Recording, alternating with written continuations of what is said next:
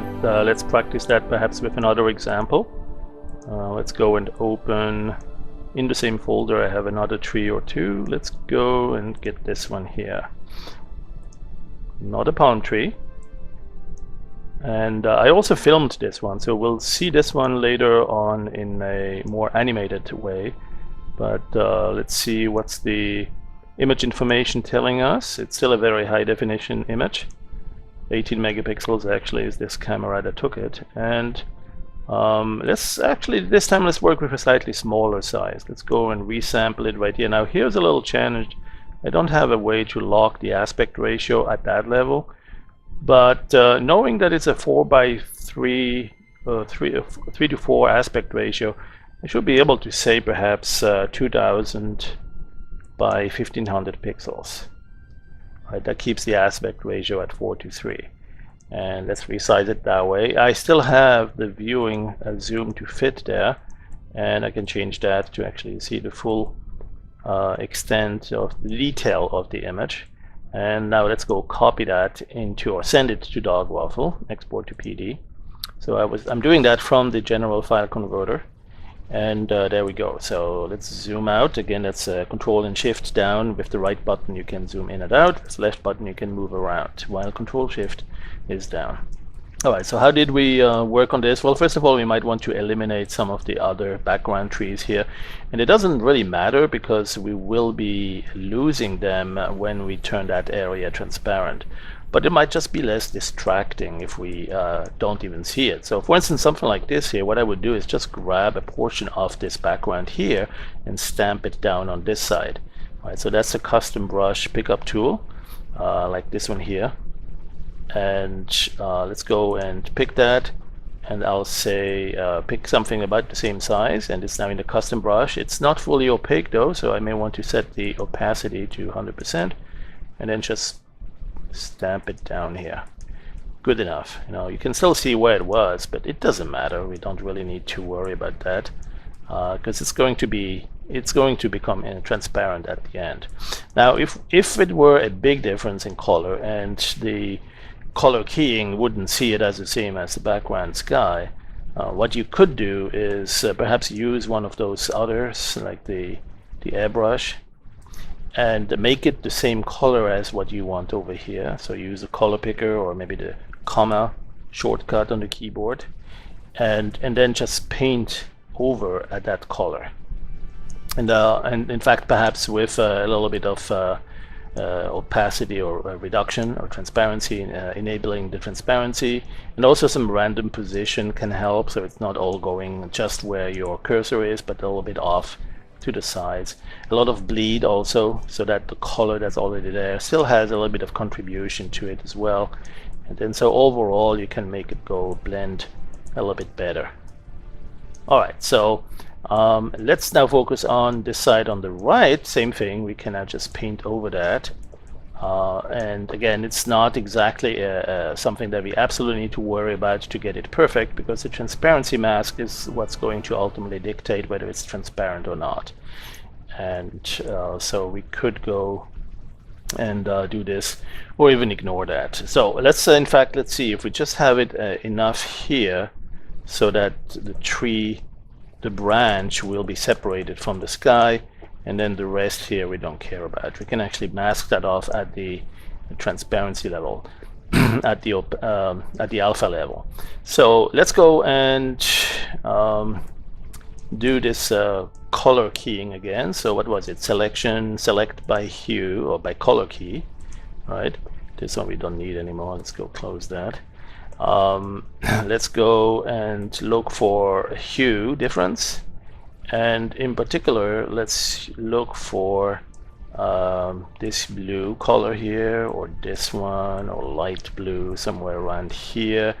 You know, that's where you get to select what part of the picture you consider the background color that you want to use for your initial pixel identification.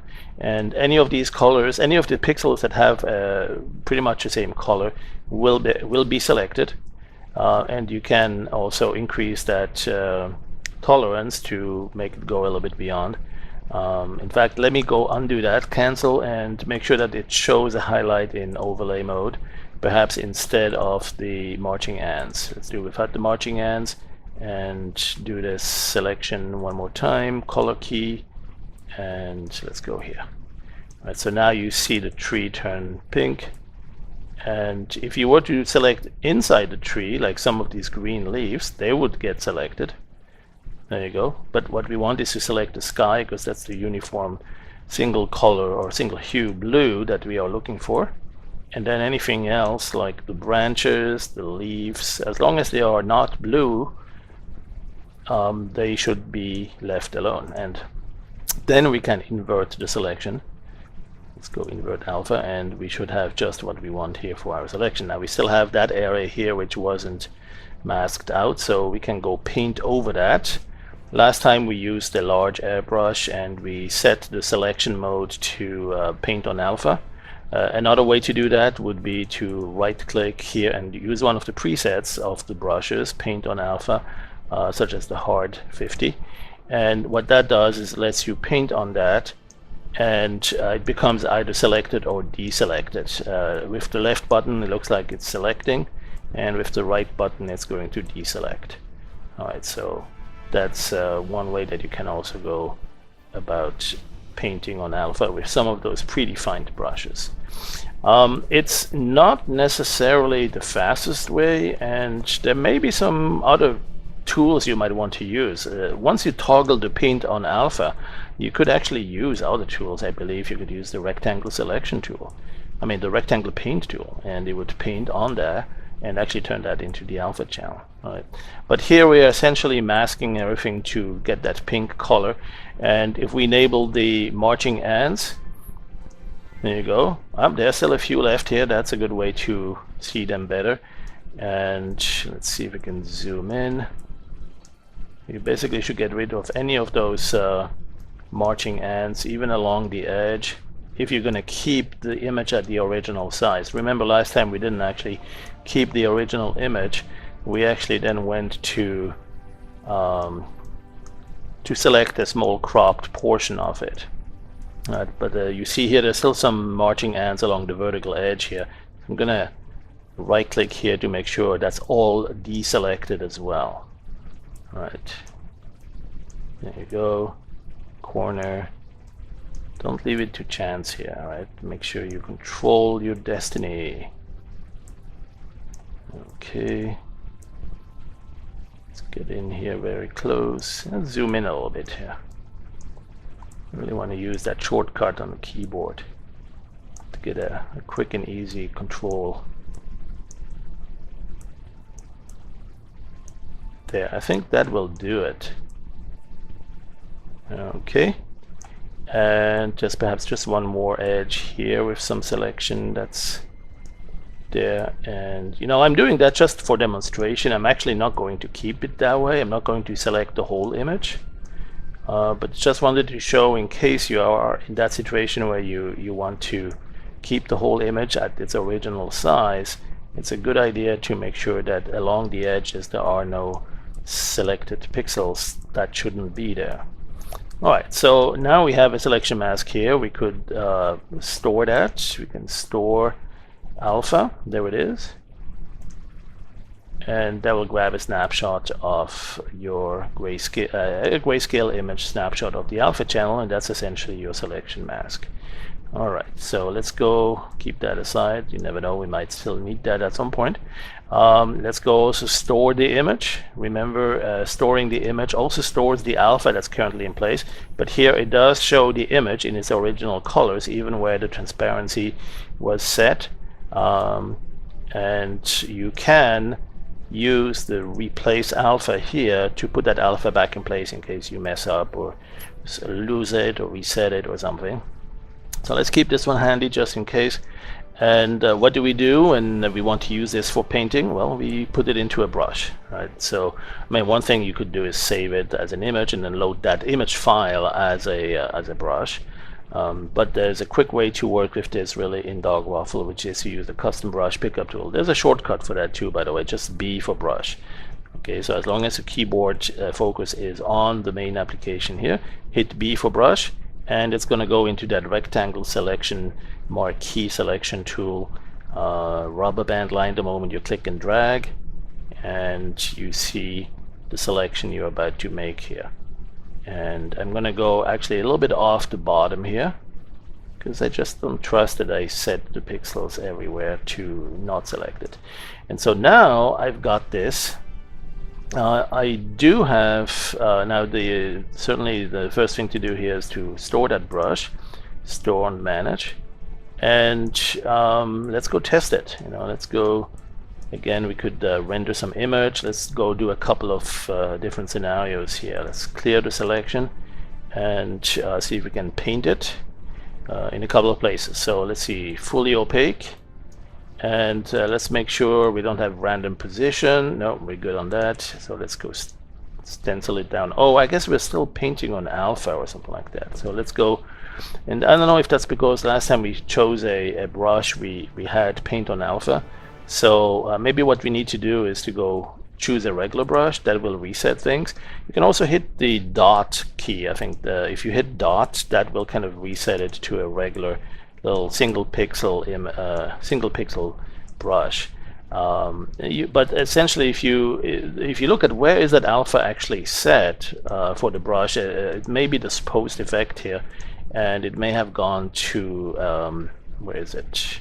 Enable modal alpha. There, it may be in that mode. So if you paint something, once you let go, it actually puts that into the alpha channel. So one way to disable that too is to simply go click here. Right, and then at that point, that means it's not going to put it into modal mode. All right, so now we click the stored image. That's another good reason to store it, is to have it available in case you need to reset your parameters. And so now we can simply click here, and stamp it down wherever you want. And now this brings another interesting point, which is, do we have any sort of glow? Let's go and stamp it down here. Do we have any sort of glow effect along these edges? Like sometimes you'll get this white glow or dark glow, and how would we eliminate that? We have a little bit here, but not a whole lot. So this was a fairly good selection. But sometimes, depending on how tight you make that tolerance on the color keying or some other parameters, you might get a bit of a glow effect around it, because the selection is anti-aliased. It's got a gradual transition from the non-selected side to the selected inside the branches and the leaves, and it ends up picking along that edge, along that transition. It picks up the colors there too. Now if that color happens to be the same as the blue background I'm using right here, at the time I'm painting it, it's going to be blue and blue, and I'm not going to notice it. But if the color is very different, then you're going to notice it. And sometimes you can't see it, so if you change the background color, you might see it better. You could change black, you could change to blue, to white, to green, and you really want to make sure that you don't get any sort of extra glow effect along the edges.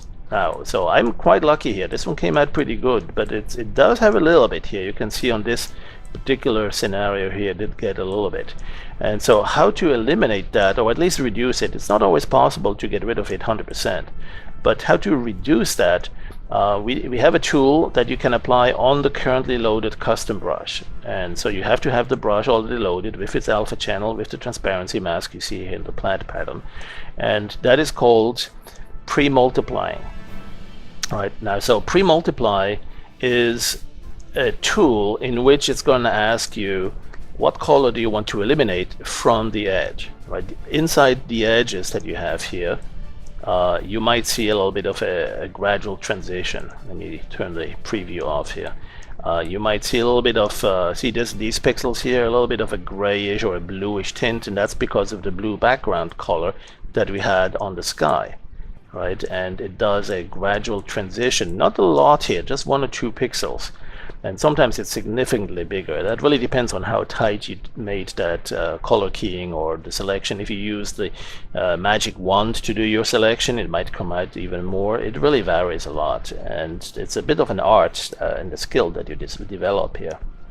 But one thing you can do is to identify that color and then say you want to eliminate that color. All right, so identifying that color, sometimes it's easy if you know that the image was done on a white background. Maybe it was not even a photograph, but something like one of those particle brushes, like the trees we have, the foliage. That's certainly a possibility that it may be, just like you see here, that it may have been rendered against a black background or a white background or some other. And so you know what color that is. If you know what color that is, you can eliminate it just by using that exact same color. If you don't know, you may need to go and pick it. Right? So use the color picker here, comma, or this tool over here. Where is it? This one here. Right? Shortcut keyboard comma, as you see in the tooltip, and go pick that color. Watch over here on the left side and see if you actually do get that color. So as you drag around here, you can see here on the primary color box, the black one right now, you can see how it changes. So see if you can find one that really is a good match for the color you're trying to eliminate in that glow effect. Kind of this bluish gray, maybe one of those. Right? And let go. And so now we have that in the primary color. All right, so now we use that tool I just mentioned earlier, the Premultiply. And when you do the Premultiply, you're not going to say what color you want to keep or what color you want to blend to. Right? What you're saying here, as the tooltip says, is what color you want to remove. Black is the default. Most of the time I would say the problem is with white. You've rendered something against a white background and now it's got this white glow. In this case it was kind of that bluish tint, and we are trying to do our best to get to what that color was here. So we see it in the glow. Let's use the primary color. That's where we have this sky blue grayish color. Let's go identify that and then click OK. Now it's not going to remove it from our image we already have here. It's going to remove it from the custom brush. That's a tool from the brush menu. So first thing you do is it's not going to remove it from this one either, by the way. This is the stored copy of the brush just before we did something to it. And what we just did to it now, we want to store again. We want to keep hold of that. So go to the brush menu and store that. So now you have two copies of that custom brush, and they should be slightly different in their effect on that glow amount. If you click this one, you get this effect, right, when you paint. When you click this one, it's going to be a bit different, and I mean, it should in theory. And let's see if we can confirm that. What I'm going to do is try to paint the same branch just next to it. Let me move this guy down. This is the better one, right? This one didn't have the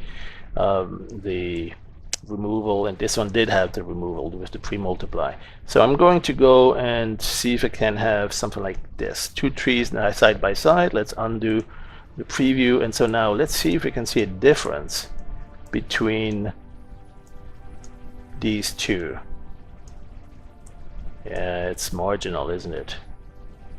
This one may, or maybe I didn't pick the right brush yet. Alright, so let's go and, you know what, let's do from scratch. Let's go erase to black. Erase to black, there you go. Let's pick one brush and make sure we preview it. Go like so. There you go. And then pick the other brush. And go, here's the overlap.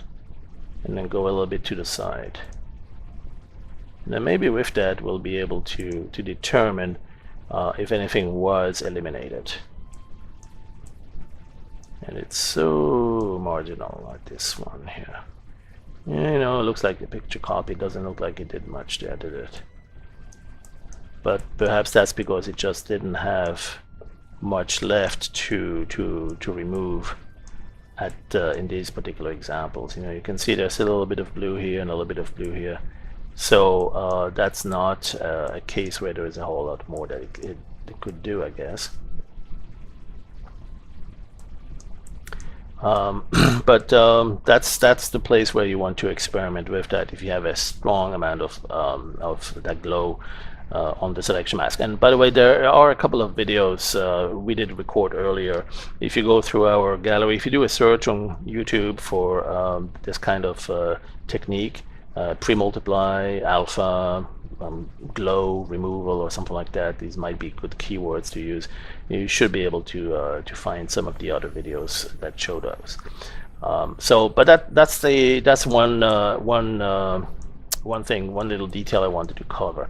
And then of course there are a couple of other scenarios. You might have a photograph like you have in this case, or you might have a painting that you created, or maybe a 3D rendering.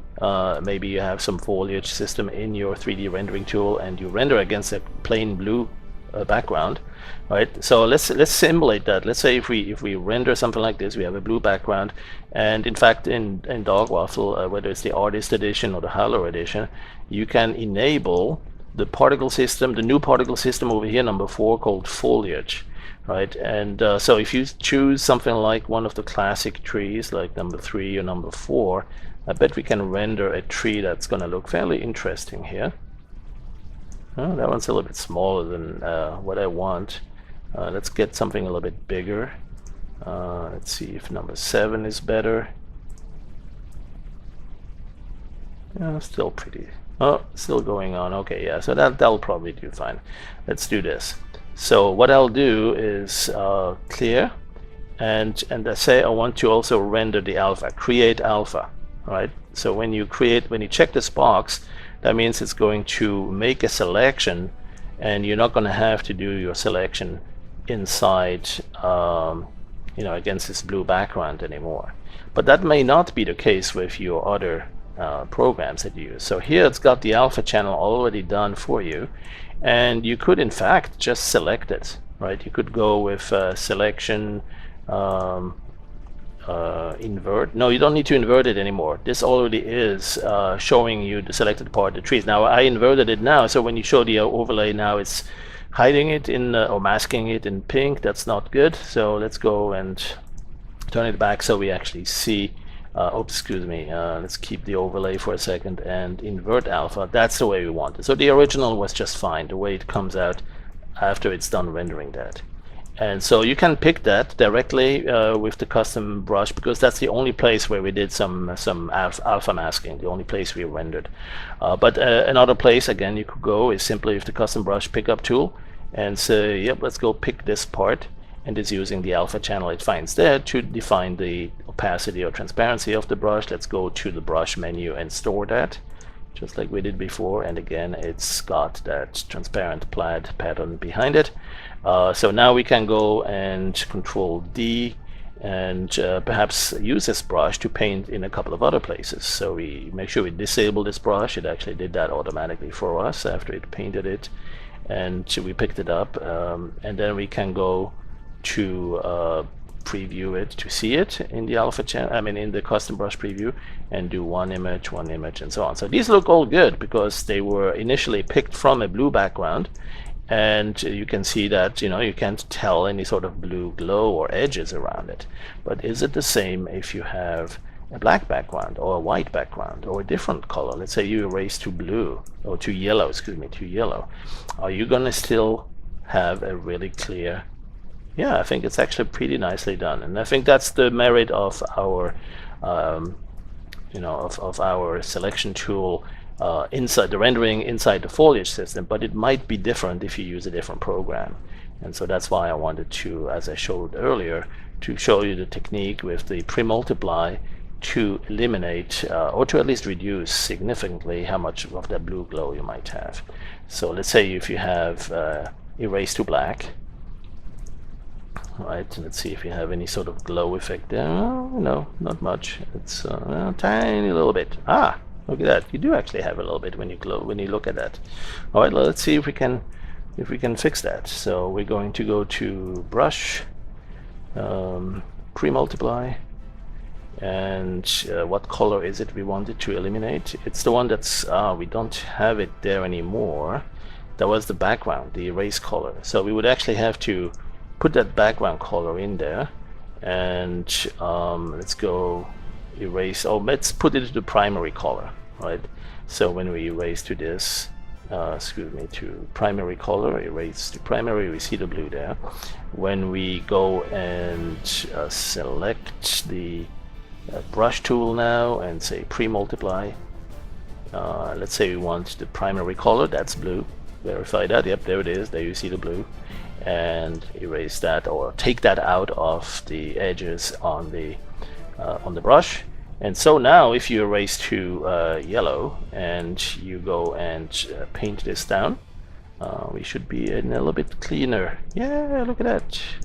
I think we've eliminated some of that blue glow along the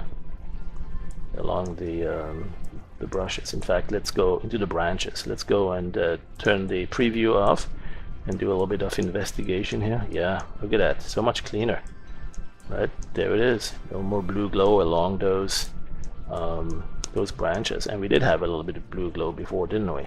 So let's see what, in fact, I can probably store this one to keep it and then go back in history here in time. Let's store an image copy of this. There you go. And then let's do undo until we go back to the image that was showing that that glow. That might have been this one. Yep, sure enough.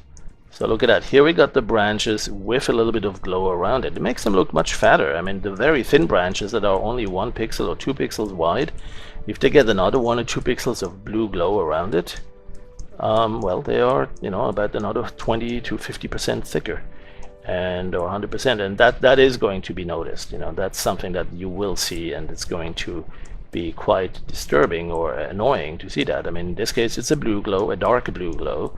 In other cases you'll see a white glow, or you'll see something else. And so by comparison, check this out.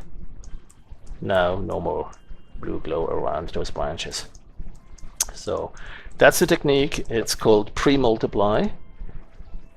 Go to the brush menu and Premultiply your custom brush that you currently have loaded, and as soon as you're done with that and you've eliminated the color that you want to eliminate from those glowing edges, next thing to do is to store it, because it doesn't do this change. It doesn't do the hold on, let me do that right here, brush store, right? Because it doesn't do that on the originally stored image. It does it on the current active. You can have many brushes stored like this. You know, you can paint with this and you can paint with this, and either one of these are going to have slightly different behaviors. In fact, let's do that. Let's go and erase, and let's go like so. Alright, so I'm going to paint with this one, and bingo, and then paint with this one and stamp it down here, or a little bit higher. There you go. So we got two images side by side. One of them was done with the brush that didn't have the glow removed, and you see a little bit of glow effect here. Right, very subtle, but then again, the moment you notice it, you say, oh my god, that's really annoying.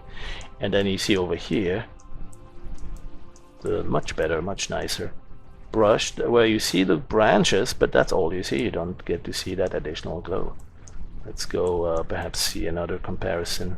I don't know if there's other places where we see it really well. Well, here you want, but over here, maybe at the top. Let's see at the yeah, there's a couple of places here. So you have a little bit of a glow effect around it. It's very subtle because it's dark and the branches are dark. So what you want to do is look for places where the branches are very thin, and where it's going to make, comparatively speaking, a much bigger impact or much bigger difference on the overall color perception. Alright, so here you see what the color looks like, and when you zoom out, you know, it gets that kind of a bluish notation there. Let me bring it a little bit closer. Maybe we can zoom in. In fact, what I'll do is I'll have it right over here so we can see them side by side. Oh yeah, look at that, there it is. So we now have a branch up here, this one, that doesn't show the blue glow. There's still some blue in the flowers or in the leaves themselves, because they were blue by nature on their own. That was the color on the tree. But the branches themselves are now no longer showing that excessive amount of blue, whereas this is what it looked like before. All right. So keep that in mind. That's a very important step when you create assets that you want to use, perhaps in a 3D program as a billboard polygon. You can map that on it as a texture on a billboard polygon, and you don't want that ugly blue or white glow around it. You want to really get rid of that or minimize it as much as possible. And Dog Waffle has a tool to do that, and it's called Premultiply. You'll see that here. You'll see it also in the selection tool. I haven't used that one that much, but there's a Premultiply here somewhere. There it is. So that's something that you can explore there as well, to see if you prefer to work it inside the image level, the image buffer. You can do that there. All right, thanks for watching, and we'll see you soon in some more examples and some more tips and tricks, starting with that tree, the palm tree, and taking it further with some 3D content with background skies and that sort of things.